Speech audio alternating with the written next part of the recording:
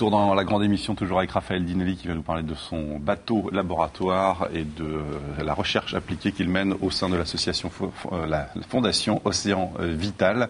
Il est accompagné de Eve Bougot qui s'occupe de la communication de cette fondation. On va revenir dans un instant sur les différentes applications à bord de ce bateau qui partira donc le 9 novembre prochain des Sables d'Olonne pour le 4e Vendée Globe en ce qui concerne Raphaël. On va d'abord parler d'aviron, on va rester sur l'eau.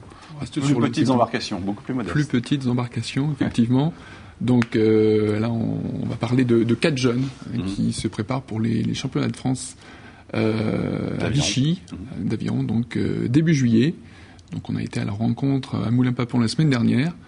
Ce sont 4 jeunes qui ont déjà un beau petit palmarès, puisqu'il faut savoir quand même que l'aviron en Vendée se résume qu'à un seul club. Le club. Il y a peu d'endroits, c'est vrai, pour pratiquer.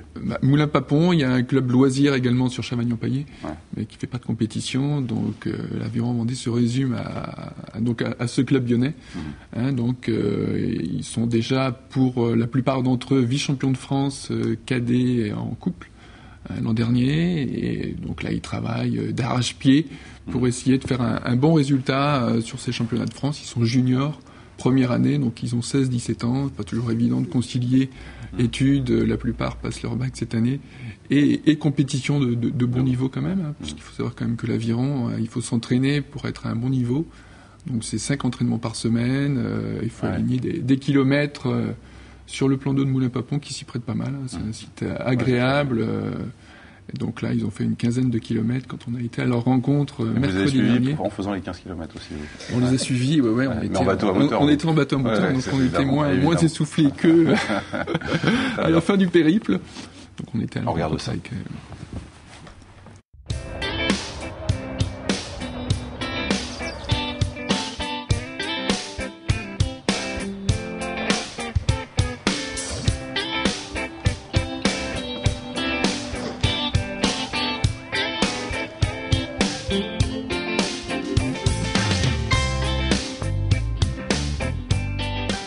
Vraiment, le goût de l'effort, c'est se donner à fond.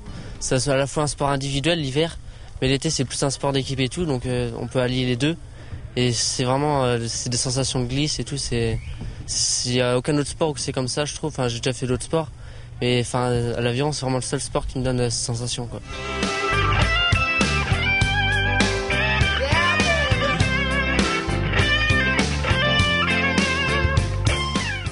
Ils n'ont rien de plus, ils ont d'abord la passion de l'eau, de faire glisser le bateau et de réussir ensemble.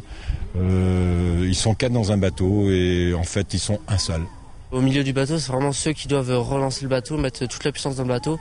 Alors que mon rôle c'est plus de gérer la course, de lancer des séries et faire des choses comme ça, quoi. De donner vraiment de la vie au bateau en fait. C'est moi qui dois donner le rythme, montrer vraiment le geste technique à faire que les autres doivent suivre après. C'est vraiment aux autres après de se caler sur moi.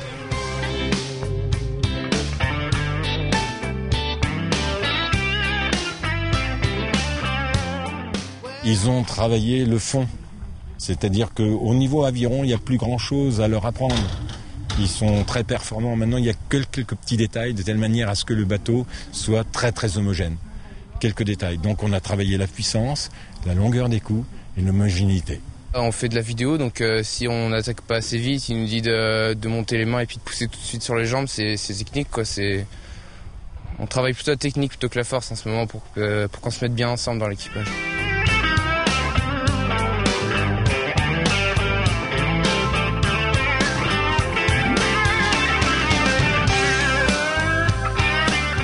Il faut beaucoup d'heures d'entraînement, beaucoup d'abnégation et beaucoup de solidarité, surtout lorsqu'on est dans un bateau d'un 4 de coupe ou d'un 8. Lorsqu'on est skipper, quand on n'utilise qu'un seul bateau, un skiff, ma foi, il faut beaucoup d'heures d'entraînement, mais là, on est seul avec soi-même. Mon meilleur souvenir, mais de loin, c'est l'année dernière, quand on avait fait vice-champion de France en 4 de couple, donc le même bateau qu'on a fait aujourd'hui. C'était vraiment... c'était la consécration, quoi, au bout de 6 ans d'aviron. C'est surtout qu'il y avait eu des moments difficiles dans l'année, qu'on savait plus où on en était et tout. On avait eu des moments difficiles en fait, et là c'était vraiment la libération, quoi. C'était que du bonheur.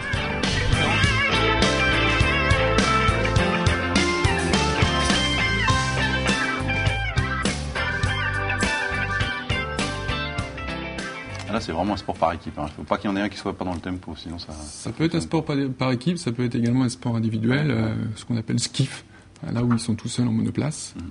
Donc, en fonction de soit... Quand on est par équipe ou tout seul, forcément, on aura une manière différente. Vous avez tenté, vous, Raphaël? Vous avez déjà fait de l'aviron? Oui. Ouais. Oui, c'est vrai? Beaucoup, oui. Ah, oui. Bah oui, quand je passais mes diplômes de voile, de moniteur de voile, à l'époque, ça s'appelait le CAEV, au niveau fédéral. Non, c'était sur le lac de Souston, où il y avait l'équipe de France féminine, senior et junior qui s'entraînait. Ah oui. Et je peux vous dire que d'abord on mangeait très bien des grosses rations, c'était le poulet fermier landais. Et puis le soir on s'entraînait sur les rameurs qui font beaucoup de bruit là quand ça ventile. Et puis depuis, quand je fais mes préparations un peu sportives, mon fond je le travaille beaucoup en faisant du rameur de salle, parce que je trouve que c'est un sport très complet, très complet. Ça fait travailler c'est un peu comme la natation, quoi. C'est très complet. Et puis, ça massacre pas les articulations, comme quand on peut faire d'autres sports qui sont assez violents, par les tacles ou autres. C'est c'est une belle harmonie, quoi. Ça, parce que d'autres sports, les jeunes, des fois, après, quand on arrive à un certain âge, se font un peu abîmer, casser. Et ça, l'aviron et la natation, pour ça, c'est bien ça. Et l'un d'entre eux va intégrer le pôle sport de Nantes, Romain Baudy, qui a de qui tenir, puisque son père, je ne sais pas si vous connaissez, Pascal Baudy, qui est toujours membre du club, mais était un ancien de l'équipe de France et a participé à 2 Jeux Olympiques. Donc, il suit les traces de son papa. Très bien. Merci beaucoup, François.